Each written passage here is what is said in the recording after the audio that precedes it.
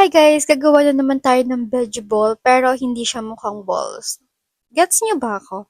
Pero ayun, kung ano lang talaga guys, pag veggie balls kasi, usually kung ano lang yung nasa bahay ninyo, ganun lang yung gamitin ninyo. Di ko na pala pinahirapan yung sarili ko kaya gumamit na ako niyan.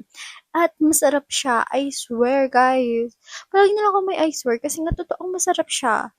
Paghaluin lang natin yan, then mix-mix lang natin. Konti lang din kasi yung ingredients na kailangan natin kasi sa gulay, kayo na bahala kung ano meron sa inyo, gamitin ninyo.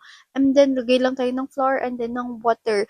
Kayo na bahala sa consistency. Basta tingnan nyo na lang. Basta mabubuo siya, okay? Sa seasoning naman natin, lagay ko na lang siya dyan sa screen. Pero ang kailangan lang naman natin, salt, and pepper, tas konting magic sarap. Yung mga ibang nilagay ko dyan na anik-anik, hindi na kailangan. Sa sauce naman natin, since ayoko na gumawa, gamitin ko na lang yung sa Mama Nings. Masarap talaga siya.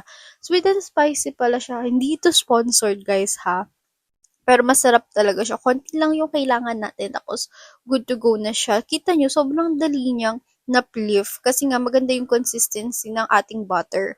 Sa sauce naman natin, tinansya ko lang yung water. Unahin ko na yung water habang nagbo-boil. Tapos, lagay ko na yung ating powder. And transfer ko lang siya para mas na-imitate nyo yung vibe na disaw-saw. Okay, ako lang naman yung kakain yan, guys. Kami lang naman kakain yan. Kaya pwede mag-double dip.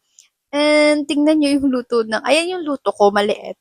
Tapos mamaya makita nyo yung sa mother ko, tinamad na ata siya, kaya nilakihan na niya. Pero either way guys, masarap pa rin naman siya. And super perfect niya sa sauce.